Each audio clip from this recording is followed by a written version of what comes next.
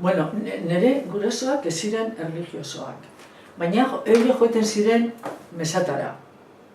Adibidez, niri ama kontatu zitzaidan, gerra bukatuta gero, bueno, ez dakit noiz, nire aita, Andra Mari Eleizan, eta sermoia gorrieren aurka eta kristonak esaten, eta aita atara zan sermoitik. Eta esan zion nire amari gehiago bezala joango Leizara. Kostatzen zitzaion Leizara joitengo, baina ez zuela joango gehiago. Eta nire ama konbentzitutu zuen Leizara joiteko. Ziurrasko ni interpretatzen dut eta pena dut ez galdetzea, ez da, zerbaitik joen ginen eskola religioso batera, adibidez.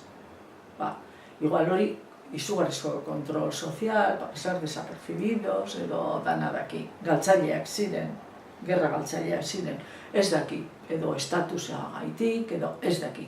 Baina, eta nire etxean bulak hartzen ziren, nik joten nintzen bulak erosten.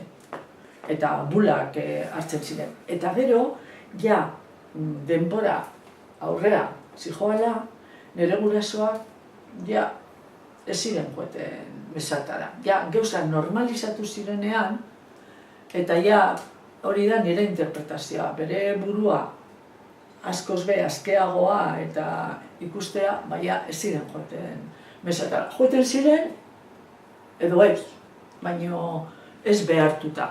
Igual, funeral batera, edo dana dara, edo ez dakiz zer jaiak, baina ez dela ez.